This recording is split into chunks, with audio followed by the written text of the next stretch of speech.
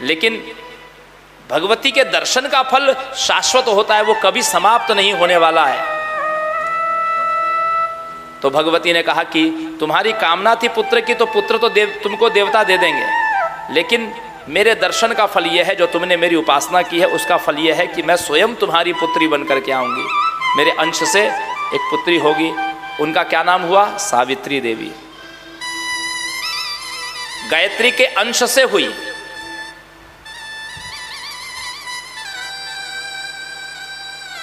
जैसे गंगा जी में से एक लोटा जल आपने निकाला, उसको क्या कहोगे आप? गंगा ही कहोगे ना, वो गंगा ही कहलाएगा, गंगा जल ही है, लेकिन वो गंगा जी का अंशभूत है, अंशभूत है। उसी प्रकार सावित्री गायत्री की अंशभूता देवी थी। उनकी दुमत सेन कुमार सत्यवान के साथ में विवाह हुआ। विवाह होने के बाद में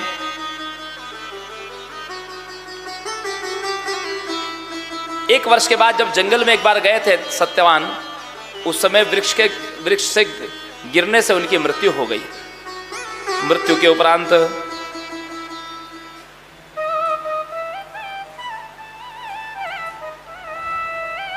जब धर्मराज उस जीवात्मा को लेकर के जा रहे थे, तो सावित्री भी अपने पति के पीछे पीछे जाने लगी। धर्मराज ने जब पीछे पलटकर देखा कि एक कन्या उनके पीछे आ रही है, 12 वर्ष की एक कन्या है जो उनके पीछे पीछे आ रही है। तो धर्मराज ने उसको कहा कि हे पुत्री, तुम कौन हो और ये मेरे पीछे पीछे क्यों आ रही हो?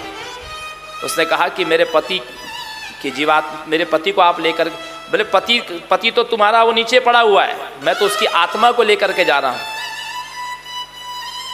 आपने शरीर में से आत्मा क्यों निकाली? क्योंकि उनकी मृत्यु हो चुकी है। मृत्यु क्यों हुई? धर्मराज कहते हैं कि कर्म के अनुसार कर्मणा जायते जंतु कर्मणे विलीयते सुखम दुखम भयम क्षेमम कर्मणैवा विपद्यते। कर्म से ही व्यक्ति का जन्म है, कर्म से ही मृत्यु है। ये जितने भी सुख दुख है ना, उसके पीछे हमारे कर्म ही कारण है। बिना कर्म के किसी को सुख दुख नहीं मिलता।